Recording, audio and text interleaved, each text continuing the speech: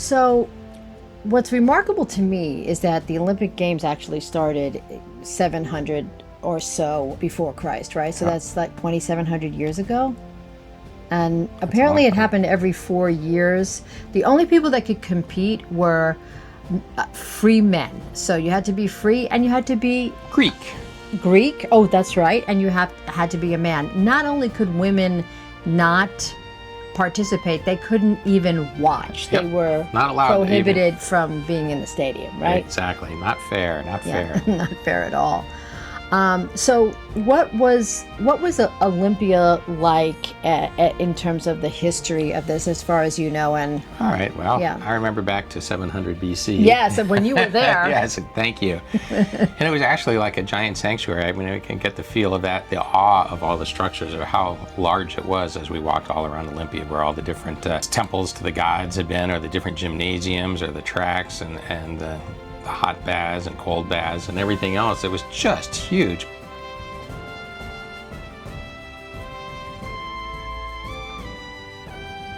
But it was a sacred sanctuary for the Greek gods, if you will, or to the gods, and for the people of Greece and for their competitions. Yeah, I mean, we think of it as competitive. Obviously, that was the whole idea, right? But it was actually a sacred event as well. Indeed. What were one or two of the most important, temples and other areas that they uncovered? Well, the big one is the Temple of Zeus, and that's the one that had the most impressive columns. We're still there. People came there to pray and to give gifts to Zeus. And inside was a giant, I guess, apparently gold and ivory statue of Zeus. It was one of the 7 wonders of the ancient world. So it was really quite remarkable. And was there also the gymnasium itself? Yep, there was a gymnasium as well. A large open space where the athletes would compete in the different items. Coaches and trainers were there to get the people ready, much like the current Olympics, but on a very grand scale. Right, in terms of the village, the Olympic village itself. The thing is that when we saw the actual stadium, there wasn't much to see, was there?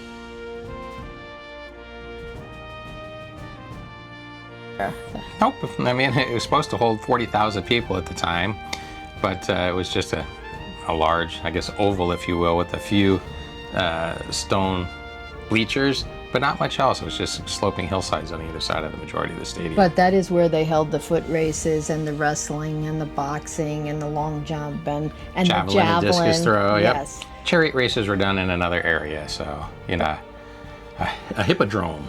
That's my word of the day. What was the actual competition that you were mimicking from the museum? Oh, the discus throw. Yeah, I saw the statue of the person getting ready to throw a discus, so I had to get into that same position and wind up and pretend to do it. Have to provide entertainment for other people in the museum. Looks about right. Yes, I think. Here, let me get another view. Yeah, you're good. I mean, they even uncovered what they would consider to be like the athletes' hotel, right? Yep. I guess the equivalent of the Olympic Village of the condominiums and dorms that we have now. They had to house all these contestants, so they found that as well. And altars and cauldrons and all that.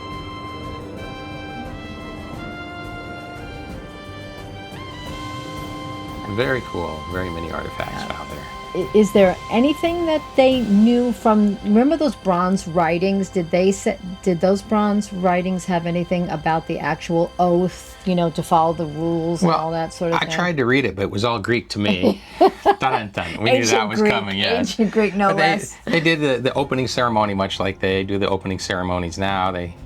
Athletes were sworn to an oath to follow the rules. I guess now they say they don't do any blood doping and no drug-enhancing drugs, but back then they needed to have an oath. They gave sacrifices to Zeus for good luck. I mean, good luck always helps. The competitions lasted for 5 days. So why did we go to Katakalo? I always wanted to go to Katakalo. One, you did not. Well, I've been there before anyway, so it's fine. So okay, Katakalo is a port that doesn't have really anything going for it other than it has a train that runs to Olympia. If you want to go shops. And all kinds of shops and tavernas. It's a total tourist town. Actually, it's only open on the days that cruise ships come in. The rest of the time, some of the restaurants are open, all the rest of the shops are closed. So if you hit it on cruise ship day, why look, there's a cruise ship now. But why did we take the train and where were we going? All right, we were going to Olympia. The train for €5 each way Takes you right from the port, literally 50 yards from our boat, to the town of Olympia, which was kind of pretty. It had all these restaurants and everything leading up to the actual archaeological site itself. To the museums and the archaeological But site. it actually is the place where the Olympics were. Absolutely, original Olympics, way back when. Yeah. Where we were held there back in the days when it was only Greeks that were in the Olympics. All right, and so what did we see? Actually got to walk through all the ruins to the palace or temple of Zeus, the old gymnasiums, and actually the playing field where they used to hold the games in the actual field, that stadium that would hold up to 40,000 people. It's just a pile of rocks. Oh, it's an antiquity, and the rocks are very well preserved. It's likened to Pompeii. No, they didn't have an earthquake, or not an earthquake, but a volcano eruption. But all of this was completely silted over by floods and mud. And actually preserved. And completely preserved it. You know, that sometime, in the 1820s or thereabouts? Was when it's discovered. Discovered and started the first excavation, and they found it to be in perfect condition. So you had spoken about the museum before, and I thought it was amazing. I don't generally like museums, but the way everything got preserved, the beauty of all the statues and the things that they uncovered was really apparent. It was really quite remarkable. And fortunately, when we were there, it was before the cruise ship that got there. We counted 20 buses from one cruise ship pulling into the parking lot. We had gotten there before riding the train. So we had gotten through pretty much all of the museum before all the other people were there.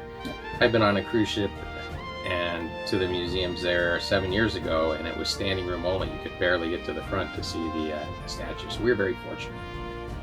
So the other thing that I was taken by was, in addition to all the beauty of the statues and everything that were so well preserved, they actually had a lot of the items that were used, like the bronze items that were of utility too. Bronze cauldrons and many other things and artifacts. I thought the bronze helmets were cool myself. There were so many very cool looking helmets. Made me wonder the chariots and that ride around with my bronze helmet. Agreed. But I mean, keep in mind, this is what, 300 years before Christ, basically, that the first Olympics started. So the things that we looked at were that old and preserved in this remarkable way. It was actually the Germans in the 1800s, I don't know if you already said that helped with the excavation itself. Absolutely. They had the exclusive rights to excavate, and they did agree to leave the artifacts in Greece, which is wonderful. Most of them are here, but a lot of them are also in one of the museums in Athens. And back at Katakalo, we still had a time for a beautiful meal, and your best gelato I've had in Greece. All right. Yeah, good stuff. All right. Enjoy. You tried to get me to share mine. Well, I had my 2 scoops and she had a scoop. She never gets a scoop, so I said, I'll help you with that. She's like, I had 2 scoops of my own. I had to go to that gelato shop 2 days in a row because it was extraordinary gelato. It was very good.